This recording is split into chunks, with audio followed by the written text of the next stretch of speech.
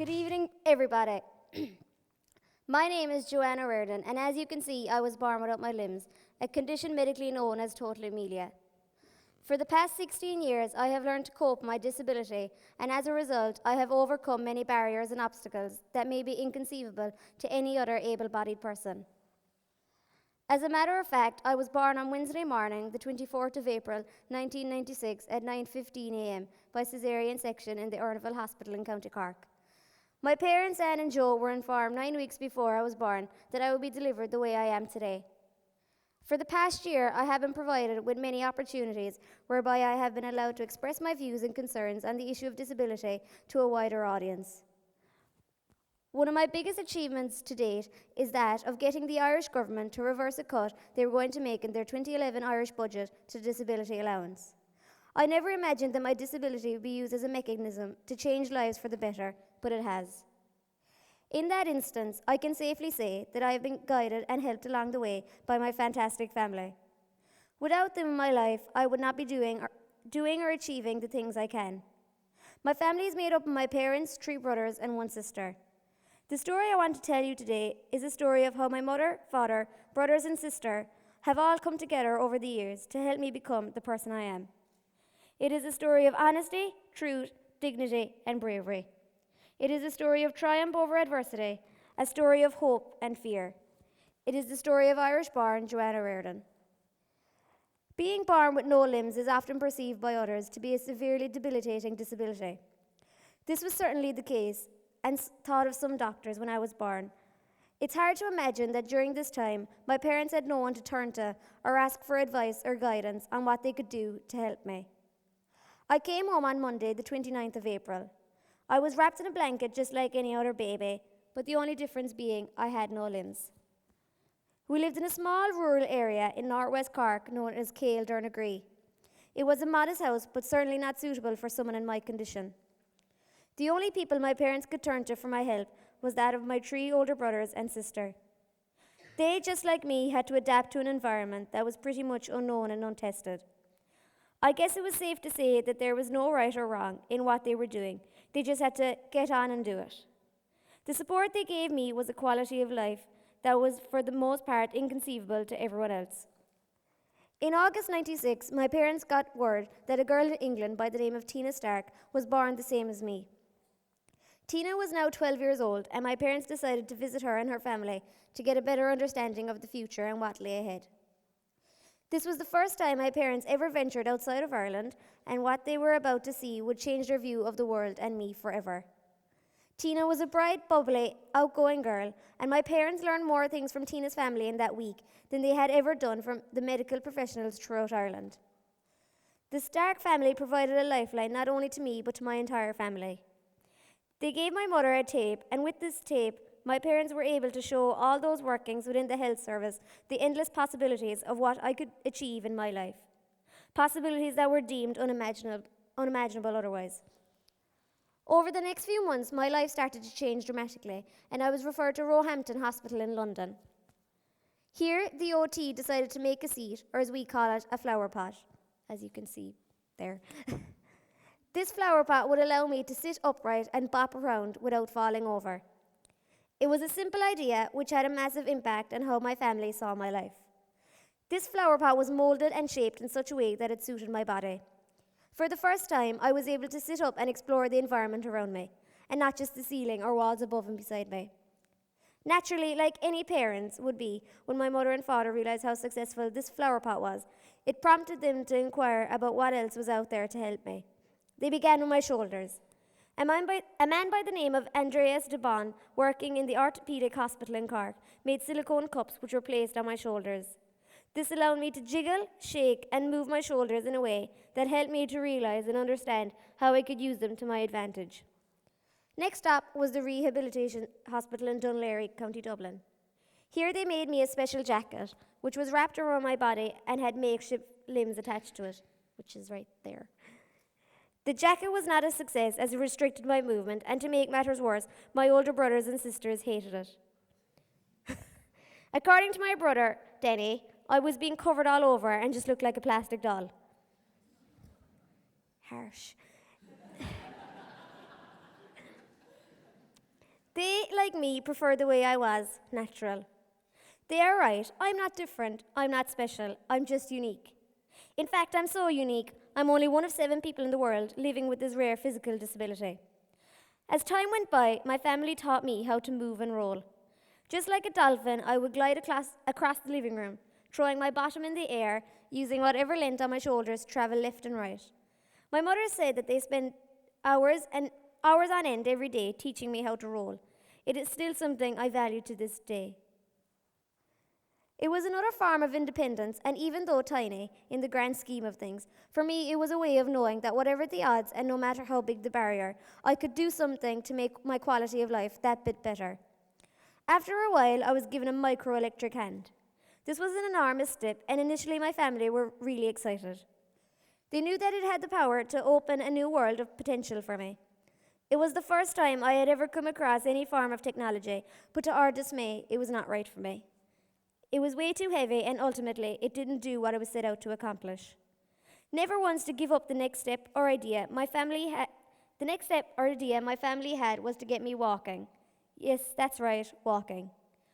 Over the next few months, my mother and father, brothers and sister, sat me down on the floor or dining room table, encouraging me to balance. Of course, I always fell off the dining room table. Then I started to move slightly until eventually I could do it on my own. Needless to say, there were many times where I fell and cried, but after a long, difficult struggle, I, like so many others, took my first step. This was a step into the unknown, a step into the realization that my life would no longer be on the floor or in a pot, restricted. It was a step in the right direction, a step to improving my life for the better. My brother Stephen told me recently that it was the most exciting thing they had ever seen. It is hard to imagine that within this short period of time, I had achieved so much. And I think for someone with no limbs, it is an incredible pleasure for my family's wish and dream to see me walk come true. Time and time again, my family have been there supporting me. The challenges I face get far greater each and every day. This again led to rehab in Ireland, making a swivel walker, as they thought it would help me even further. It's that yoke down there on the ground. The swivel allowed me to rock side to side, move forwards and backwards, and only turning slightly. The problem with this is that I could not go outside on my own, and once again I became restricted.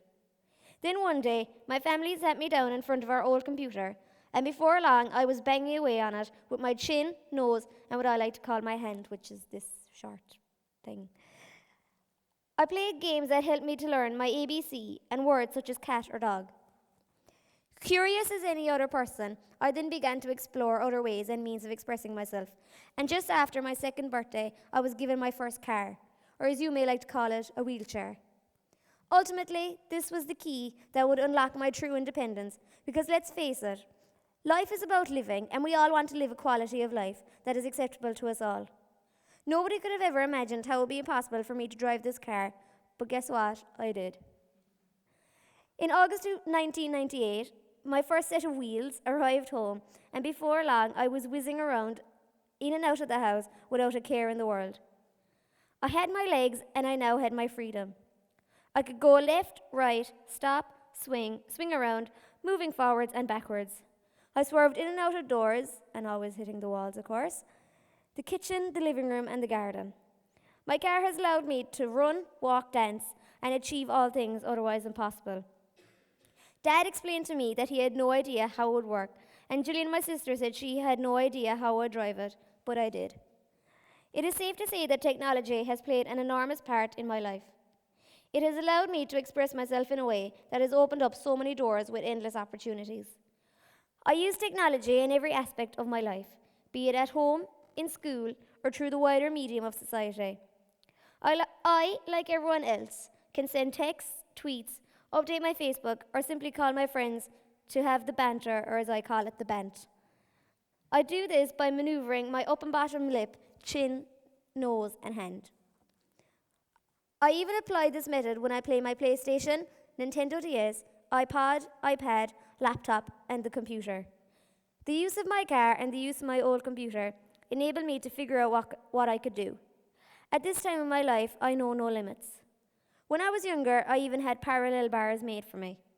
This idea came about as one day my mother saw me using my hands to grab hold and move myself along the high chair.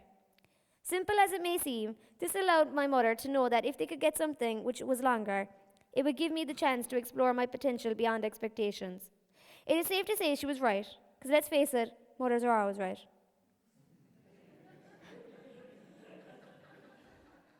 Well, sometimes.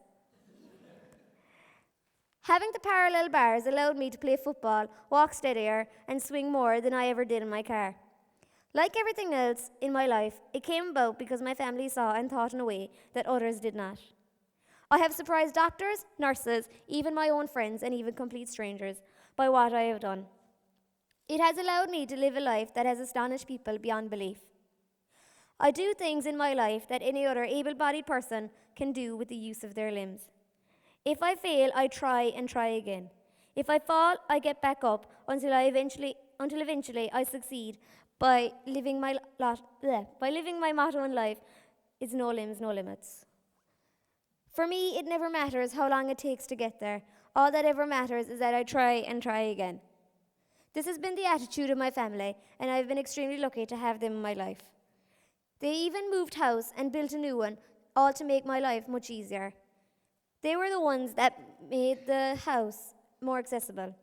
They were the ones who adapted all the windows, doors, lights, TV, and even bathroom to make my life better. Without them, I can safely say, I would not be the person I am today. I can also say that I have lived a life which has been full of ups and downs. I have lived a life where I can understand the importance of trying, and trying again, because I know that if I try and if I fail, I will one day achieve my goal. Through my family, I have seen how we can all change the future for the better if we work together. Through them, I realize that no matter how bad, tough, or cruel life gets, there is always a time where you can get back up and try again.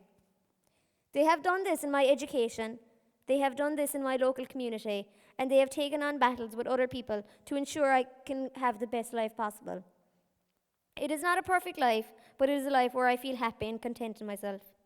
I can only imagine that if we all had this attitude, and if we all had this mindset, we could do so much, not just in our own lives, but that of others too. As someone who has a rare physical disability, and someone who has seen the world through a different lens, all I can say is that without us all working together, we can create a society where we live as equals. We will never be happy in who we are or what we do because we will never understand the true meaning of life. Each and every day, people all over the world are doing things to change the lives of others. They are allowing people to see the endless possibilities of what it is like to live a life where you can feel equal, unafraid, or lonely. Each and every day, all over the world, we are doing things to change the lives of others. Oops, I just read that. Awkward. Damn iPads. If anyone here is from Apple, I apologize. It is a world in which most of us are a part of, but I know that there are many people out there who feel excluded or forgotten about. What we need to do is to include these people in our world, as they are the ones who will enrich our lives to think bigger and better. They are the people like me who, for the most part, have been misjudged and misrepresented. They are the ones who allow you to do what I do in my life. Think outside the box. When you help these people, just like my family, you will achieve the impossible, because I know and I have learned that everything in this life is possible, because guess what? I am possible. Thank you very much.